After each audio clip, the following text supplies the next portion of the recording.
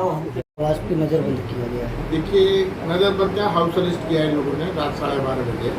हम लोग का प्रोग्राम था, प्रदेश कांग्रेस का निर्देश था कि कल हमारे राष्ट्रीय नेता जो लीडर ऑफ ओपोजिशन है वो रायबरेली में अपने संसदीय क्षेत्र में आ रहे थे। अब इन लोगों की जरूरत देखिए, ठीक है सरकार में है, आप मंत्री भेज करके उनके यात्रा को रोक रहे हो, आप उनको अपने क्षेत्र में नहीं घुसने दे रहे हो। अब ये एक दो ही नेता होते हैं हाउस में, एक लीडर अपोजिशन होता है, एक लीडर ऑफ हाउस होता है। वो उसको प्रधानमंत्री बोलते हैं, बाकी को विपक्ष का लीडर बोलते हैं। अधिकार संवैधानिक दोनों को है, लेकिन पदों का दुरुपयोग, सत्ता का दुरुपयोग पहली बार हो रहा है, कभी नहीं देखने को मिला।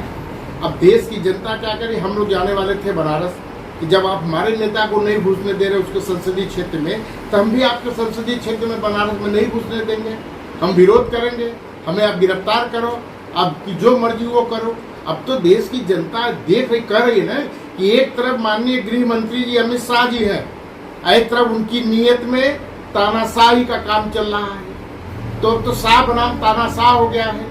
और कांग्रेस को इतना कमजोर नहीं समझना चाहिए, किसी भी कांग्रेसी को कमजोर नहीं समझना चाहिए कि जब कांग्रेस के पूर्वज ब्रिटानिया हुकूमत से लड़ करके प्राणों की आहुति दे करके देश को आजाद कराया, भारत माता की गुलामी की जंजीर से मुक्त कराया और देश को एक संविधान का सौगात मिला, देश को लोकतंत्र मिला और उस संविधान के द्वारा देश को धर्मनिरपेक्षता का वातावरण मिला।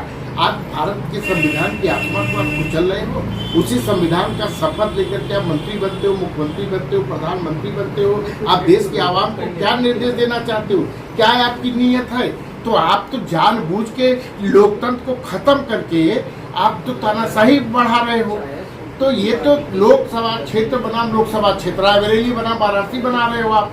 तो ये अब आपको मैं बताऊं आपको कि इनकी नीयत इतनी खराब है कि इनको ये नहीं समझ में आ रहा है कि जब संवैधानिक अधिकारों का, लोकतांत्रिक अधिकारों का आप हनन करोगे तो अभी लंका में आपने देखा है और नेपाल में भी देखा है, अगर उससे भी नसीहत नहीं लेंगे तो देश का इससे विभत्स स्थिति आप करने जा रहे हो। देश का आवाम आपको दोषी बनाएगा, फिर एक दिन झोला उठा के आपको जाना पड़ेगा, जिससे लोग की स्थिति नेपाल में देखा है। तो ये स्थिति उनको नहीं पैदा करना चाहिए। लोकतांत्रिक अधिकारों का, संवैधानिक अधिकारों का हनन नहीं होने देना चाहिए। और अगर हम हिमायती हैं, देश के स्वतंत्र देश के एक नागरिक हैं और हमारा सोच होना चाहिए कि हम देश के संविधान की रक्षा करें, देश के लोकतंत्र की हिफाजत करें, धर्मनिरपेक्ष वातावरण को बर्बाद न होने दें।